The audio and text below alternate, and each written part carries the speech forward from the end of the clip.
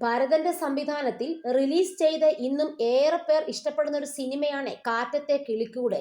ഭരത് ഗോപി, മോഹൻലാൽ, ശ്രീവിദ്യ, രേവതി തുടങ്ങിയവർ പ്രധാന വേഷത്തിലെത്തിയ ചിത്രം റിലീസ് ചെയ്തിട്ട് 43 വർഷം പിന്നിട്ടിരിക്കുകയാണ്. ഇതിനിടെ താൻ ഭയന്ന് വിറച്ച കാറ്റത്തെ കിളിക്കൂടിനെ കുറിച്ച് എഴുത്തുകാരിയായ എസ് ശാരദക്കുട്ടി പറഞ്ഞ വാക്കുകൾ ശ്രദ്ധ നേടുകയാണ്. സിനിമാ തിയേറ്ററുകളിൽ CCTV ഇല്ലാത്ത കാലമായിരുന്നു അന്നെന്നും തങ്ങൾ 5 പെൺകുട്ടികളാണ് കോളേജിൽ നിന്നും സിനിമ കാണാൻ പോയതെന്നും ശാരദക്കുട്ടി പറയുന്നു. സിനിമ തുടങ്ങി കുറച്ചു കഴിഞ്ഞപ്പോൾ ചെറിയ തോണ്ടലുകൾ, കുത്തലുകൾ ഒക്കെ പിന്നിൽ നിന്ന് കിട്ടാൻ തുടങ്ങി. പിന്നാലെ തിയേറ്റർ മാനേജരെ വിവരം അറിയിക്കുകയും ശല്യക്കാരെ താക്കീത് ചെയ്യുകയും ചെയ്തു. പിന്നീട് പക്ഷെ സമാധാനത്തോടെ സിനിമ കാണാൻ സാധിച്ചില്ലെന്നും ശാരദക്കുട്ടി പറയുന്നു. അന്ന് സിനിമാ തിയേറ്ററുകളിൽ CCTV ഇല്ലാത്ത കാലം. ഞങ്ങൾ 5 പെൺകുട്ടികൾ കോളേജിൽ നിന്ന് കാറ്റത്തെ കിളിക്കൂട് കാണുവാൻ കോട്ടയത്തെ ആനന്ദ് തിയേറ്ററിൽ മാറ്റിനിക്ക് കയറി.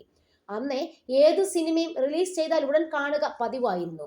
ഭരതന്റെ സിനിമയല്ലേ, നല്ല തിരക്കാണ്. 5 സീറ്റ് അടുപ്പിച്ചു കിട്ടിയത് ഭാഗ്യമായി. സിനിമ തുടങ്ങി കുറച്ചു കഴിഞ്ഞപ്പോൾ ഞങ്ങൾക്ക് ചെറിയ തോണ്ടലുകൾ, കുത്തലുകൾ ഒക്കെ പിന്നിൽ നിന്ന് കിട്ടാൻ തുടങ്ങി. അന്നൊക്കെ സിനിമയ്ക്ക് പോകുമ്പോൾ താൽക്കാല ആശ്വാസത്തിനായി സേഫ്റ്റി പിൻ, ബ്ലേഡ് ഇതൊക്കെ മിക്ക പെൺകുട്ടികളും കയ്യിൽ കരുതും.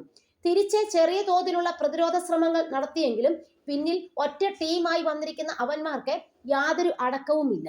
സിനിമയിൽ രേവതി മോഹൻലാലിനോടും ശ്രീവിദ്യയോടുമുള്ള വാശി തീർക്കാൻ ഗോപിയെ പ്രലോഭിപ്പിക്കുന്ന രംഗമായി. സിനിമയിലേക്കാൾ സംഘർഷം ഞങ്ങൾക്ക്. സിനിമ ശ്രദ്ധിക്കാനേ കഴിയുന്നില്ല. ഞങ്ങളുടെ പിന്നിലൂടെയും വശങ്ങളിലൂടെയും കൈകൾ നീണ്ടു വരുന്നു, ദേഹത്താകെ പരതുന്നു. ഉടൻ തന്നെ മാനേജറുടെ ഓഫീസിൽ ചെന്ന് പ്രശ്നം അവതരിപ്പിച്ചു. അവർ വന്ന് ശല്യക്കാരികളെ ഒന്ന് താക്കീത് ചെയ്തു. ഇറക്കി വിട്ടൊന്നുമില്ല. ഞങ്ങൾ സിനിമ കാണാൻ ശ്രമിച്ചെങ്കിലും ശ്രദ്ധ കിട്ടുന്നില്ല. ഒരു മനസ്സമാധാനവുമില്ല. തിയേറ്റർ വിട്ട് ഇറങ്ങിപ്പോയതുമില്ല. തിരിഞ്ഞ് 2 അടി കൊടുക്കാമായിരുന്നു എന്നൊക്കെ ഇന്ന് തോന്നുന്നുണ്ട്. അന്നൊന്നും ചെയ്തില്ല. അതെന്താന്ന് ചോദിച്ചാൽ അറിയില്ല. അന്നത്തെ കാലത്തെ ചില ഭയങ്ങൾ അങ്ങനെയാണ് പ്രവർത്തിച്ചത് എന്നേ ഉത്തരമുള്ളൂ.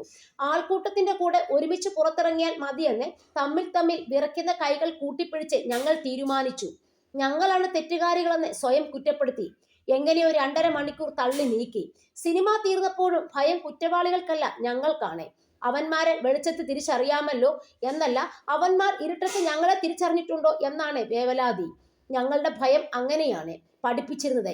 തിയേറ്ററിൽ നിന്നും വേഗം ഇറങ്ങി തിരക്കിലൂടെ ഓടുകയാണ്. പരസ്പരം ചേർത്ത് പിടിച്ചിട്ടുണ്ട്. ആരോ പിന്നാലെ വരുന്നത് പോലെ ഒരു ഉൾഭയം.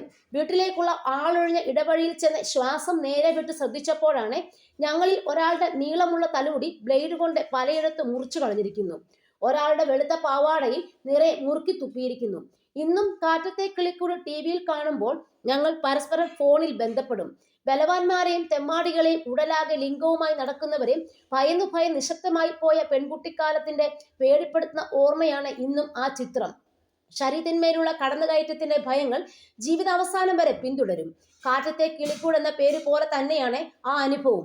കണ്ട സിനിമകളിലെ ഡയലോഗും രംഗങ്ങളുമെല്ലാം മനഃപ്പാഠമാക്കാറുള്ള എനിക്ക് ഈ ചിത്രത്തെക്കുറിച്ച് ഒന്നും പറയാൻ അറിയില്ല. ഇന്നും TV-യിൽ ആ ചിത്രം കാണാനിരുന്നാൽ പിന്നിൽ നിന്ന് നീളുന്ന അറപ്പുള്ള കൈകൾ ഓർമ്മയിലെത്തും. സകല നിലയും തെറ്റും. അതെ, ഭയന്ന് വിറച്ച ആ കാറ്റത്തെ കിളിക്കൂടിന് 43 വർഷം.